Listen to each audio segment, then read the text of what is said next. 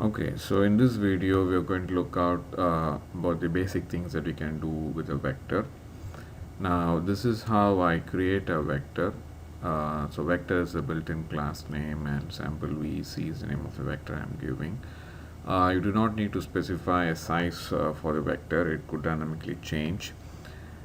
Now the purpose of this video is going to basically fill this vector with random values, 10 random values, and the range of values is going to be from 0 to 100. So that is why I set a max value to be 100. And this is how I create a random number generator. And again, random is the name of the class, randgen is the name of the object I am giving. Now the array index runs from 0 to 1 less than 10, but basically it runs 10 times. So I call this next int method on this randgen object, random number object, and I'm going to pass an argument that is basically like, so if I pass max value plus 1, it's basically 101 because max value is 100.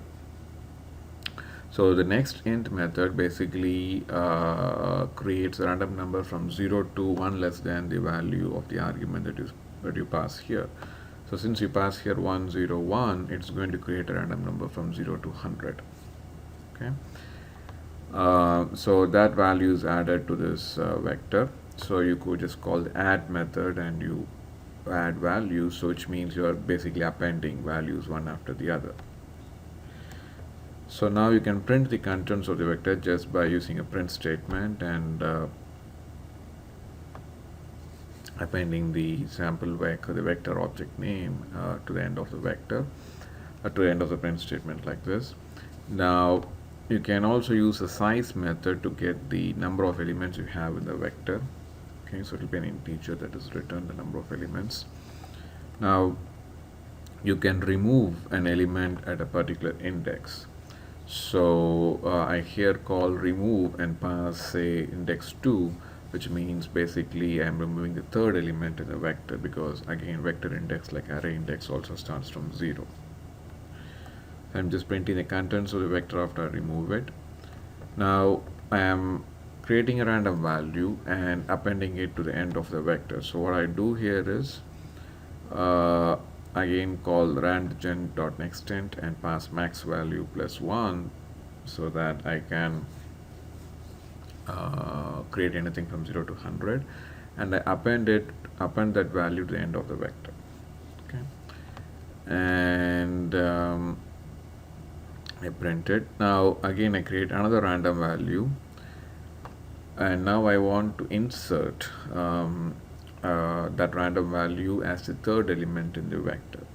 So which means I want to insert at index 2, because again index starts from 0. If I want to insert this random value as the third element in the vector, I should set it or pass it at index 2. So I'm inserting. Okay, so add at index in 2 this random value. So basically because of this the vector size is going to increase from 10 elements to 11 elements. Okay, now I could also reset some value or replace some value. So here I want to replace the value at index 0 again to a randomly generated value from 0 to 100. So I could do that. So this is not going to increase the size of the vector, it is going to just basically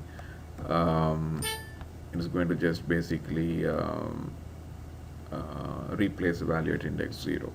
Okay, so I do all these things, and now I want to just basically find the average of the values I have in this vector. So the vector in this example has now 11 elements. Now, and in a for loop, so now that we know we could use a size method to know the number of elements in the vector, you can run the index equals 0 and index less than the vector dot size, and then the index plus plus. Now this is how you could retrieve an element from the vector. So I want to retrieve elements at each index starting from 0 to 1 less than the size of the vector. So I can say that vector name dot get index.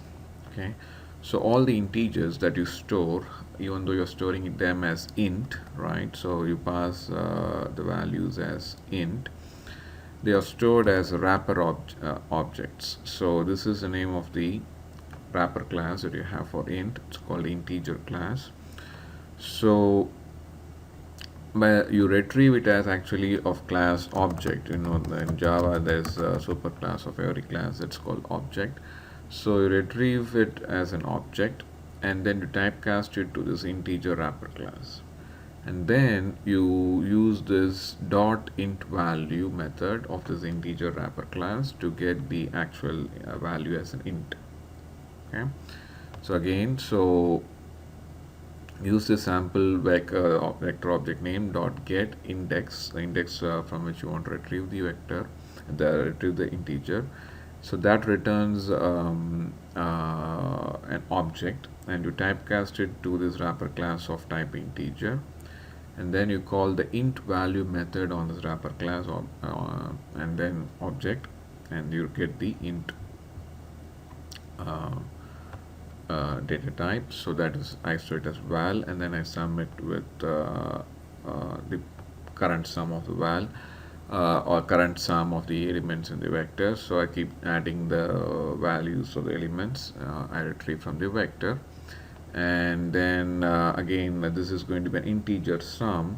So you typecast it to a double at the end after you come out of this for loop, and divide the sum by the size of the vector, and that's going to give you the average. So let me run this.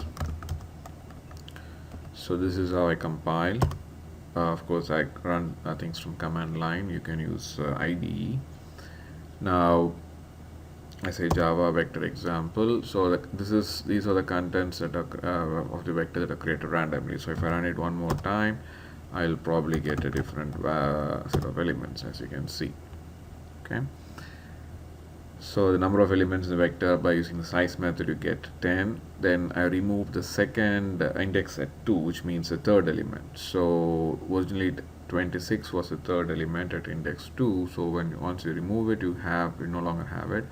So you have 443, and then right away you have 98 here. Okay, now I create a random value and I append it to the end of the vector. So previously there was 12, and that's already 95 before the 12. Now we're creating another random value. It happens to be again 95, so that gets appended to the end of the vector. Now if you insert an element at index 2, so previously it was like 443, 98, so you generate a random value from 0 to 100. It happens to be 59, and that gets inserted as the third element at index 2. So after 443, you don't have 98 right away, you have 59 and then 98. And then I replace the element at index 0 with the random value. So 4 was the element that was there at index 0 before. I get 40 as a random value, and I replace 4 with 40. Then finally I average sum all the values in the vector and take the average of it, and this is the average of those values. And since we generated actually from 0 to 100, and this time we have 10 or 11 numbers here, right? Because you appended one more random value.